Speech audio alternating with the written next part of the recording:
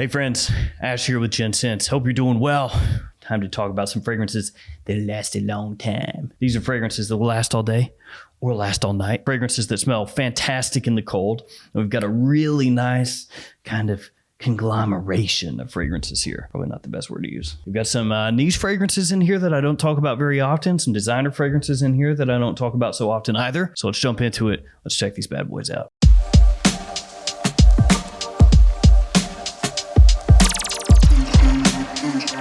First off, I'm gonna do a couple really quick mentions here.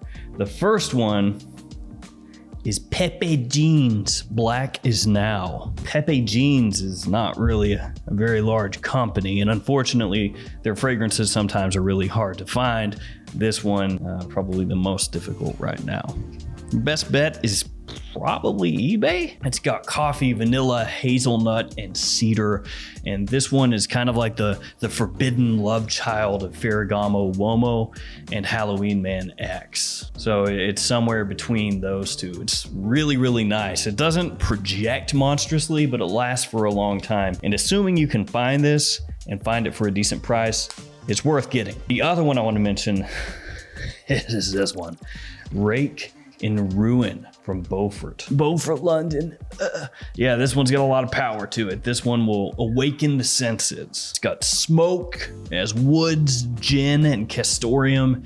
This thing packs a huge punch. The reason I just wanted to mention it instead of putting it in the official list is because a lot of people are gonna have trouble wearing this one. Yeah, this is not the kind of date night fragrance that's gonna go over very well with 99% of people. The smoke in here is strong, and the animalic facets are strong as well. But if you're just looking for something to literally blow the noses off people around you, check that fragrance out, and for that matter, check that house out. On to the official fragrances. First off, Dolce & Gabbana's The One Royal Night. Now, when you talk about fragrances that last a long time, The One is typically not a line that's gonna get mentioned very often, because The One Eau de Toilette, the original, that one has, what should we call it? Performance issues. But The One Royal Night actually has great longevity. This thing will make it through the night. The projection maybe is not monstrous, but it's certainly a step above The One Eau de Toilette. And with this type of fragrance, the longevity that this does pack, I think you gotta check it out. It has cardamom, sandalwood, amber, labdanum, and nutmeg. That's some of the notes in the fragrance. And this one follows along with the same train of thought as the One Eau de Toilette and Eau de Parfum, which is a fragrance that's spicy, warm, sexy, and sweet. Only this one has a slight Middle Eastern flair to it, and some people may call this a little bit more mature, a little bit more grown up. Fantastic scent though, great for an evening out or a date. Up next, we have 212 VIP Black from Carolina Herrera. This has notes of absinthe, leather, lavender, and vanilla. And this one doesn't get talked about all that often, but it smells great. Big time attention puller. The sweetness in here, which there's quite a lot of, is slightly contrasted by the leather in here, giving it a little bit of a masculine edge. It's a great scent and completely overlooked for the most part. This next fragrance you can find at discounters or at twistedlily.com. I'll link all these in the description, but if you ever do shop at Twisted Lily, you know it's coming. Use that code GENTS10, save yourself 10% off. Don't pay full retail. That's a Momo move. So the fragrance is Montal Oud Tobacco. This is my newest Montal pickup, and of course it has notes of oud and tobacco. They really went out of their way with the naming conventions on these, you know, just really stretching the boundaries of imagination. That's not all that's in here, of course. There's also tonka, there's citrus, a few other notes as well. This one has a really sweet opening, kind of a syrupy sweet opening. And that's gonna be a little bit of a love it or hate it kind of thing for some of you out there, just like Red Tobacco from Mancera has an opening that's a bit divisive. Some people think, oh, it smells fantastic. Other people think it smells like chemical warfare. But this one has that very sweet, almost sticky, syrupy opening that some people are not going to dig. As it settles, though, it does get a lot better. The sweetness still stays there, but it kind of softens out a little bit. Less aggressive, less nose blastingly, apocalyptically sweet. And this is a fragrance that is an easy stepping stone into niche oud fragrances. Some menthol ouds are not. They're really medicinal, screechy, loud, abrasive, aggressive. Some of them are not easy stepping stones for somebody starting to get into it. This one is, though. And of course, with it being a menthol, lasts forever. Then we've got good old Philippe Plein, No Limits. No Limits, with the S being a dollar sign. Class personified. Philippe Plein, yes, it's a cringy brand as far as the fragrances go. The advertising and everything, it's rough. But this stuff smells amazing. It's really, really solid, surprisingly so. It's got some similarities to fragrances that Alberto Morillas, the perfumer, has done in the past. Stuff like Gucci Guilty Absolute, Black Tie by Fragrance One. Not the same as either of those, but it's got a hint. And it has this great sweetness and spiciness with modern woods underneath the whole thing and a bit of leather as well. No Limits, if you get past the whole, aesthetic, is amazing. It's great. Then we've got Byzantium Saffron from Merchant of Venice. This is a brand that for a very long time I wanted to get my hands on, but it was close to impossible to get these in America. Pretty easy if you're in Europe, I guess, but discounters didn't have it. There weren't very many stores that carried it in Europe that would ship it to the US without making you pay like $100 plus in shipping. But then they started to pop up at discounters, which is where I got this. On its nose, you could just say, it's kind of a Tuscan leather fragrance. And to an extent, that's what it is. It smells quite similar to Tom Ford's Tuscan leather, only this is more affordable. It's got saffron, suede, patchouli, and cedar. And the main things you're going to pick up here, of course, are the saffron, which is in the name, and the suede, which is going to give you that Tuscan leather-ish kind of feeling. This one, though, not quite as in your face as Tuscan leather. This one is a little bit sweeter, a little bit smoother, you could say.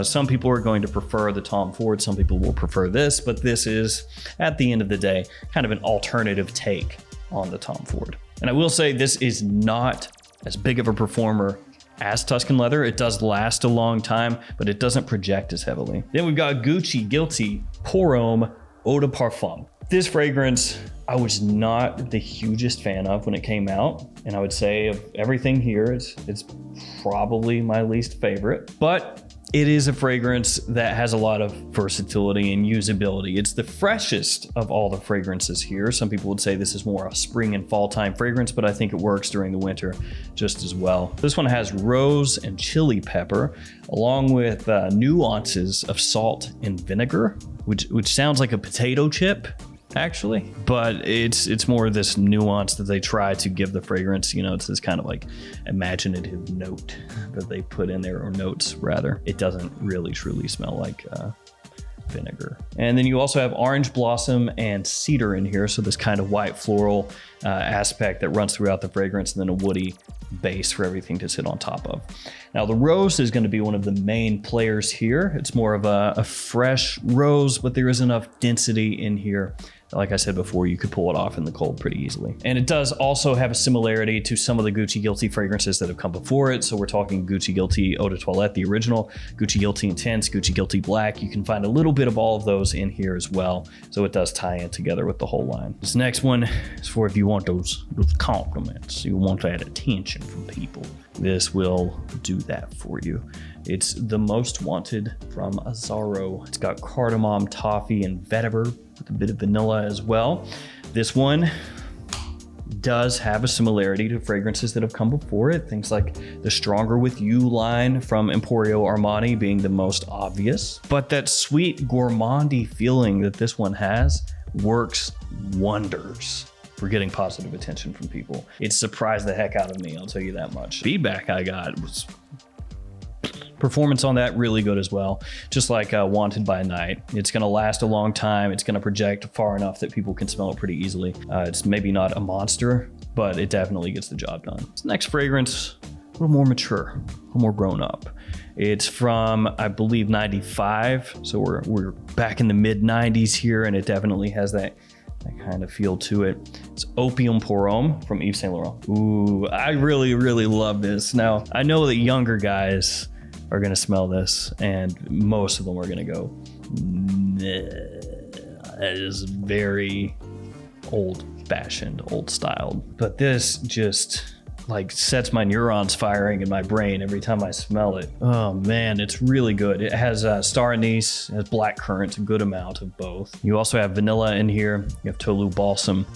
It's quite mature compared to fragrances coming out nowadays. There's a little bit of sweetness in here, but it's done in much of a different way than what you're gonna find nowadays. You're not gonna find any bubble gum in here. You're not gonna find any overload of amber woods or ambroxan or anything like that. It is a fragrance that smells very formal to me, but I would wear it really anytime just because I love the way that it smells. It's just one of those fragrances that I really don't give an F that it came out, decades ago, and some people would say that it smells a little dated. I think it's great. Yeah, it's a little bit of product of its time, but what a time it was, man. Opium is just chef's kiss. Felt like I had to work in an homage fragrance.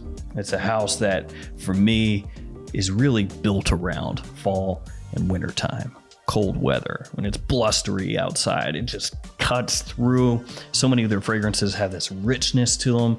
They have this boldness to them that works in the winter. So for this video, we're gonna highlight Overture. Overture Man. Myrrh, cognac, spices, incense, and woods.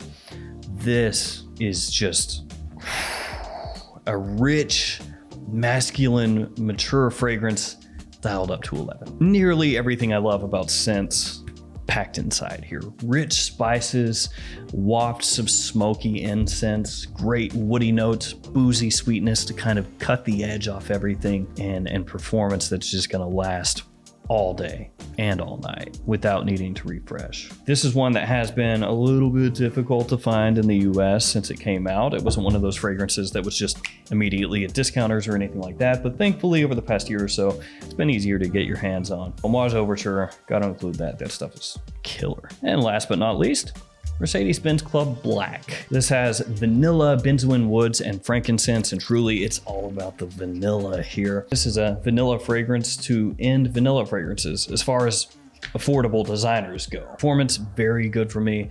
It's one of those ones that lingers and lingers and lingers, even if it's maybe not projecting out like a monstrous beast unchained, taking Dianabol and testosterone at the same time. Benz Club Black works equally as well during the fall as the winter, but this is one of those scents that as soon as the leaves start to change and fall and it gets a little bit cooler outside, that thing is going to be in the rotation for the next 6 months. So there we go.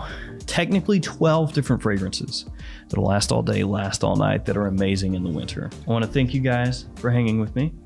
Thank you for all your support. Stay safe out there, and I'll see you tomorrow with another fragrance video. See you guys there.